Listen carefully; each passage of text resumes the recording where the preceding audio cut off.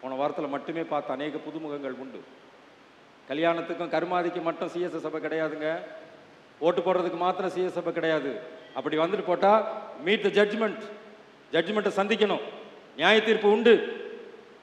CSS சபையை ஏதோ இதுக்கும் அதுக்கும் மாத்திரம் பயன்படுத்திட்டு போனீங்கன்னா நியாய தீர்ப்பு சந்திச்சு தான் ஆகணும். போதகரை நான் எச்சரிக்கிறேன். ஆமாம், அநேக புதுமுகங்களை நான் கடந்த வாரத்தில் கவனித்தேன். யார் இவர்கள்? எங்கே இருந்து வந்தவர்கள்? ஆட்டுக்குட்டியான ரத்தத்தில் தங்களுடைய அங்கிகளை தோய்த்து வெளுத்தவர்களா?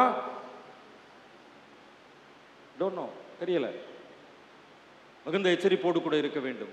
வருகின்ற காலங்களிலே நியாய தீர்ப்பு உண்டு என்பதை நாம் திட்டம் தெளிவாக புரிந்து கொள்ள வேண்டும். நியாய தீர்ப்பு உண்டு என்பதை நாம் திட்டம் தெளிவாக அறிந்து கொள்ள வேண்டும். நியாய தீர்ப்பு இருக்கிறது என்பது சாலமோனுடைய காலத்தில் ஆலயம் கட்டப்பட்ட சூழ்நிலை சொல்லப்பட்டது.